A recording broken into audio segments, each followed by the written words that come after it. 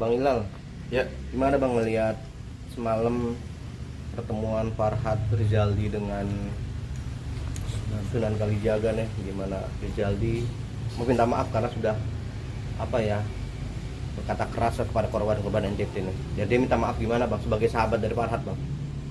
ya sebetulnya Rijal ini kan kalau kita mengetahui bekerja di kantor siapa gitu, kantor Sunan atau kantornya Fatah Abbas kan gitu. Yang pasti ke kantornya Fatah Abbas. Nah, kalau kantor Fatah Abbas, dia harus menjaga nama baik dari platform tersebut. Misalnya sekarang ini kan ada kasus yang sedang eh, berjalan ya, mengenai uangnya Agus dipakai buat ke NTT. Terus Rizaldi bicara menyinggung perasaan orang NTT untuk melaporkan orang NTT ke Polda dan sebagainya. Berarti kan di sini bicara itu dari apa legal standingnya, dasarnya, apakah dia bicara dari hati nurani dia atau pikiran dia, atau sebagai lawyer, atau dia bicara berdasarkan pesanan gitu.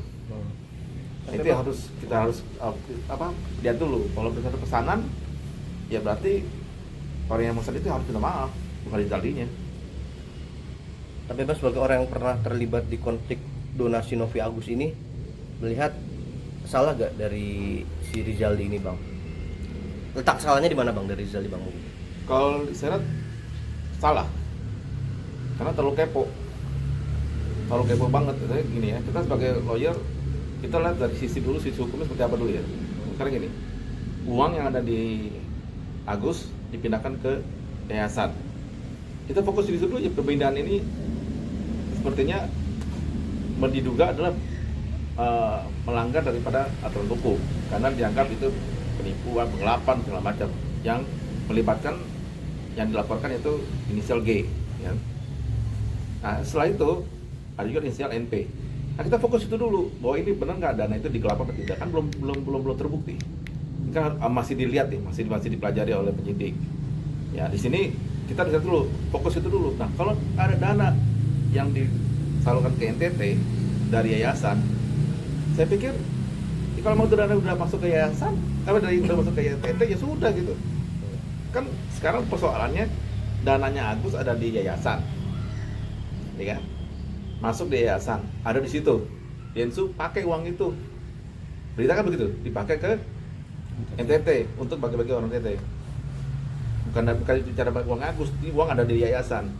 Nah, tanya sekarang, uang itu bisa diperjauhkan atau tidak kan gitu? Yayasan harus bicara bahwa ini benar uangnya Agus dipakai ke NTT. Selesai kan? Nah, kalau nanti itu dipermasalahkan oleh penyidik Polda atau penyidik mana yang laporkan berdasarkan laporan dari Rizaldi, ya berarti nanti tunggu dulu itu. Jadi kita nggak usah terlalu jauh untuk mencampuri uang NTT itu dipersoalkan oleh Rizaldi, nggak perlu. Jadi kalau udah selesai udah, nanti dulu aja, saya pikir gitu. Jadi yang jadi persoalan ini terlalu kepo gitu. Jadi terlalu jauh. Jadi justru di situ dikatakan ada G, ada NP, ada D, ada PB, ya kan? Kata Rizaldi kan. Semua orang ini apa benar? Ini kan baru duga semua. Terus apa hubungannya sama PB? Apa hubungannya sama NP? Karena yang pergi kan D sama G. Itu yang harus dipisah dulu gitu, harus dipisahkan dulu. Jadi kamu saya tuh ya langkahnya terlalu kecepatan ya. Jalan terlalu kecepatan, jadi terlalu banyak menduga-menduga yang sasarannya tuh nggak tepat. Dan kalau mau sasaran tepat, saya pikir satu dulu fokus di G sama NP. Benar nggak dia terbukti menggelap dananya Agus kan gitu. Ya Bang, setelah Rizaldi resmi minta maaf kepada warga NTT terus di depan Sunan Kalijaga, apakah masalah bisa dikatakan selesai Bang? Ya belum lah.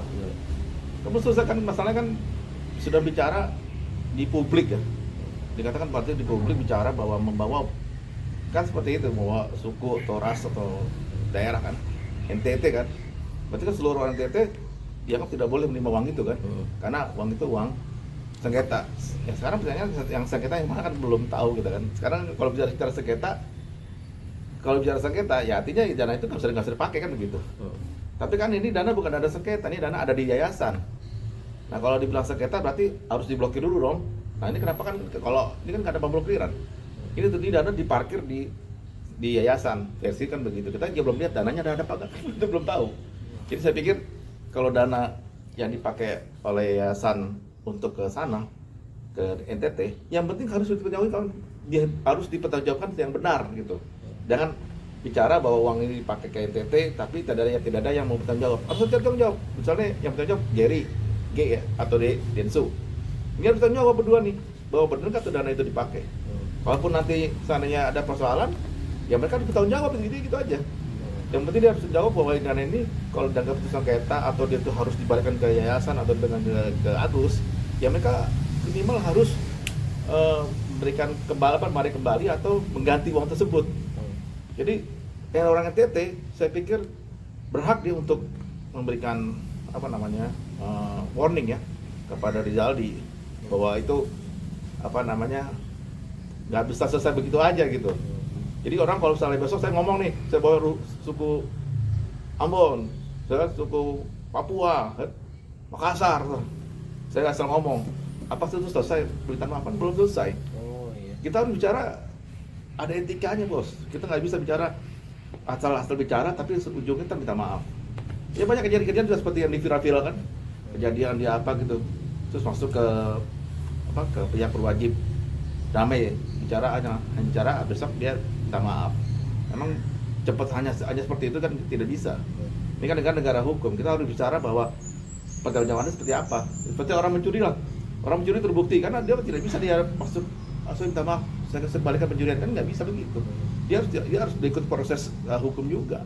Nah sekarang kayak misalnya Rizaldi bicara seperti itu bahwa orang NTT atau 4 orang ini mau ditangkap, orang NTT mau dilaporkan, itu bicara kita kan orang yang ngerti hukum, nggak bisa begitu. Emang dia polisi, dia mau nangkap orang kan enggak. Berarti warga NTT berhak